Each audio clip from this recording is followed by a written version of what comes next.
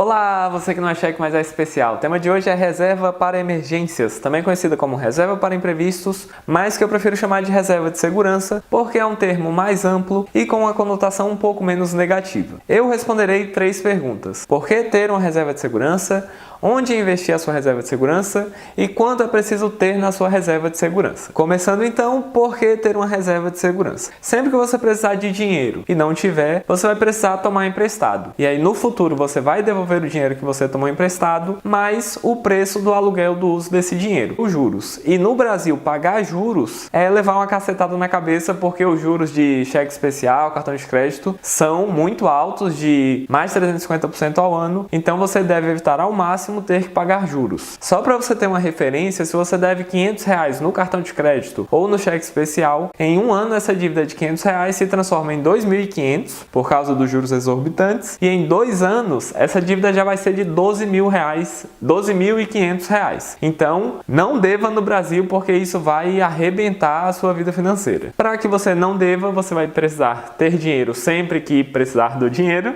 e para isso você vai precisar de uma reserva de segurança. Então esse é o motivo, não pagar juros. Segunda pergunta a ser respondida é quanto ter na reserva de segurança. Existem alguns números pré-estabelecidos que eu vou ensinar a você, mas vou ensinar também outros critérios para você analisar e, em vez de simplesmente decorar um número, refletir sobre esses critérios e identificar qual que é o número mais adequado à sua realidade e às suas necessidades. Algumas pessoas falam em ter uma reserva equivalente a 12 vezes os seus custos mensais. 12 vezes equivale a 12 meses, ou seja, um ano de custos mensais na sua reserva. Esse é o mais genérico. Especificando um pouco mais, algumas pessoas vão dizer que você precisa ter de 3 a 6 vezes os seus custos mensais se você for concursado ou tiver um emprego fixo, e de 6 a 12 se você for autônomo ou tiver uma empresa ou algo do tipo. Então perceba que já temos aí um intervalo de 3 a 12 vezes os seus custos mensais, e agora eu vou te ensinar o que você deve observar para ver em qual número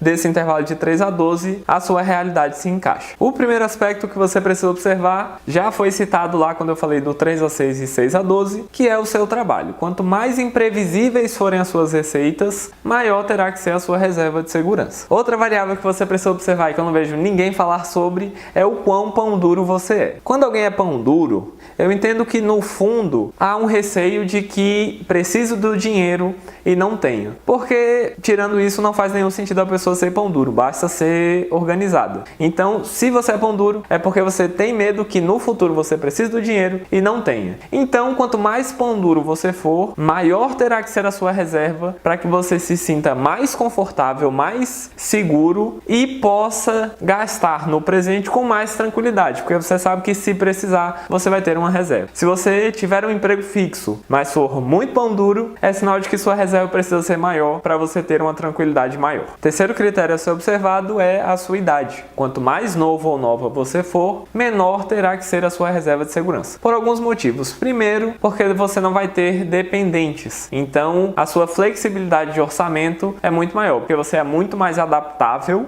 a circunstâncias complicadas quando você é mais jovem. Então, para saber qual que é o tamanho necessário da sua reserva, você vai analisar o seu trabalho, a sua idade e o seu perfil, se você é muito pão duro ou não. E aí você vai conseguir identificar em qual número entre 3 e 12 vezes os custos mensais a sua realidade se encaixa. Para a gente sair do abstrato, vamos pensar em alguns casos que é para você ver como aplicar na prática esses critérios. Então, vamos considerar 2 pessoas que tenham ambas 25 anos. Ambas têm um emprego e ambas têm 25 anos, mas a necessidade de reserva delas é diferente, porque uma tem muito medo do futuro e a outra não. Então essa que tem medo do futuro acaba sendo pão duro, porque tem medo de precisar do dinheiro e não ter, e a outra é mais tranquila. Então a reserva de segurança da pessoa que é mais pão duro precisa ser maior, mesmo que a idade e o emprego sejam os mesmos. Outro exemplo, 2 pessoas têm o mesmo emprego, mas uma tem 25 anos e outra tem 35 e tem 2 filhos. Então, você já sabe que a reserva de segurança dessa segunda pessoa precisa ser maior, porque ela tem mais dependentes e, portanto, menos flexibilidade para o caso de, por exemplo, perder o emprego. O último caso, que é para não me estender muito, uma pessoa tem 25 anos e é concursada e a outra tem 35 e é autônoma. Talvez a de 25 precise de uma reserva maior maior, porque é muito insegura com relação ao futuro, não consegue gastar porque tem medo de mudar o governo e mudarem as leis e aí a pessoa perde o concurso. Então ela acha que algo muito ruim está para acontecer e quer ter uma reserva maior para ficar mais tranquila. Então essa pessoa vai ter uma reserva maior até mesmo do que a pessoa autônoma. Então digamos que o autônomo tenha 8 vezes os custos mensais e essa pessoa que é jovem, não tem dependentes e é concursada, vai ter uma reserva de 12, porque não importa números pré-estabelecidos, o que importa é a sua relação com o dinheiro. Então se você é uma pessoa insegura, mesmo que você tenha um concurso, mesmo que você seja jovem, se é para você ter uma melhor relação com o dinheiro, é melhor ter uma reserva maior, mas que nunca passe de 12 vezes os custos mensais, porque aí já é exagero. Na minha opinião, só 3 vezes os custos mensais é um número muito pequeno, então seria só para situações bem específicas de alguém que é muito jovem e passou em um concurso. Se não for o seu caso, eu acho que você deveria começar a cogitar no mínimo a partir de 6 vezes os seus custos mensais. Por último, mas não menos importante, onde investir a sua reserva de segurança. Lembrando que o investimento tem liquidez, que é o tempo necessário para transformar o seu investimento em dinheiro vivo. Seu investimento tem rentabilidade, que é quanto ele rende, obviamente, e risco ou volatilidade, que é o quão incertos são os rendimentos do seu investimento. Sempre a gente vai precisar abrir mão de um desses itens. Não existe um investimento que é muito rentável, muito líquido e pouco arriscado. No caso da reserva de segurança, nós vamos abrir mão da rentabilidade, porque a gente não pode ter um investimento muito arriscado, quer dizer, não pode ter um investimento arriscado, porque a gente precisa ter retornos sempre positivos, e não podemos ter um investimento que seja pouco líquido, porque o imprevisto pode acontecer a qualquer momento e a gente precisa ter o dinheiro sempre à disposição. E é por isso que a gente abre mão da rentabilidade no caso da reserva de segurança. Mas é claro que se existe a poupança e o Tesouro Selic, os dois têm liquidez parecida, risco parecido e um rende mais que o outro, aí a gente vai optar pelo mais rentável. Eu faço questão de destacar isso porque nós estamos passando por sucessivos cortes na taxa Selic. E isso não quer dizer absolutamente nada para a sua escolha de reserva de segurança. Primeiro, porque a poupança é indexada à taxa Selic. Então, Selic é acima de 8,5%, poupança rende 0,5% ao mês. Selic é abaixo de 8,5%, poupança rende 70% da taxa Selic. Então, em nenhum cenário a poupança vai ser mais rentável que o Tesouro Selic. Segundo, porque as outras opções que você teria para a reserva de segurança também dependem da taxa Selic. Então, se a taxa Selic cai, as outras opções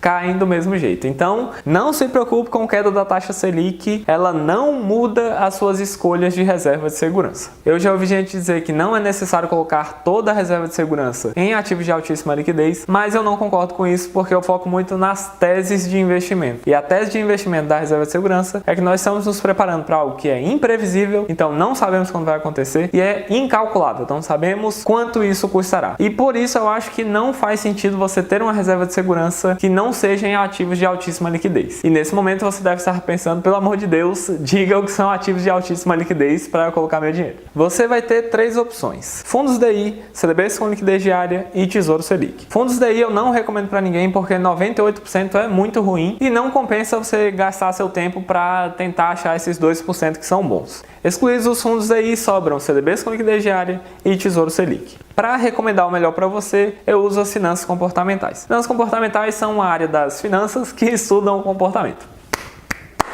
E um dos estudos das finanças comportamentais mostram que quanto menos opções você tiver, mais você tende a agir. Então no supermercado, se existem 26 tipos de geleias, você vai achar isso muito interessante, mas provavelmente vai ficar perdido diante de tanta opção e não vai levar geleia nenhuma para casa. Quando você tiver só 3, morango, framboesa e abacaxi, você não vai achar, nossa, que supermercado legal, mas vai ter uma probabilidade maior de levar alguma dessas geleias. O que isso tem a ver com a sua reserva de segurança? Se nós temos de um lado Tesouro Selic e do outro CDBs com liquidez diária, que você vai ter que escolher entre diferentes bancos que oferecem CDBs com liquidez diária com diferentes taxas, eu prefiro recomendar Tesouro Selic, porque você pode se perder diante de tantos CDBs com liquidez diária e aí você vê tantas opções e acaba não escolhendo nenhuma. Então, entre ter um monte de opção e ter só uma, que é o Tesouro Selic, eu prefiro recomendar o Tesouro Selic. Uma coisa que era para eu ter comentado durante o vídeo e acabei esquecendo: a sua reserva de segurança não é a sua reserva financeira. A sua reserva de segurança faz parte da sua reserva financeira. financeira. Lembre do que eu falei no vídeo do cofrinho, você precisa ter uma reserva para cada finalidade. Então não coloque na reserva de segurança o dinheiro da viagem, o dinheiro da aposentadoria. Para isso você vai ter outros investimentos mais adequados com esses outros objetivos. E agora aquele momento maravilhoso de resumirmos tudo que vimos hoje. Reserva de segurança é importante para que você não tenha que pagar quase 400% ao ano de juros no caso de uma necessidade. Quanto você vai ter depende do seu trabalho, da sua idade e do seu perfil, se você é muito pão duro ou não. Baseado nesses critérios, você vai escolher entre ter de 3 a 12 vezes os seus custos mensais. Minha dica é que você comece a considerar a partir de 6 vezes os seus custos mensais. Para investir a sua reserva de segurança, você tem fundos DI, CDBs com liquidez diária e Tesouro Selic. Mas os fundos DI, a maioria são muito ruins. Os CDBs com liquidez diária tem muitas opções, então você pode se perder e acabar não escolhendo nenhum. Então é melhor escolher Tesouro Selic. Por hoje é isso, é muito bom ter a sua audiência.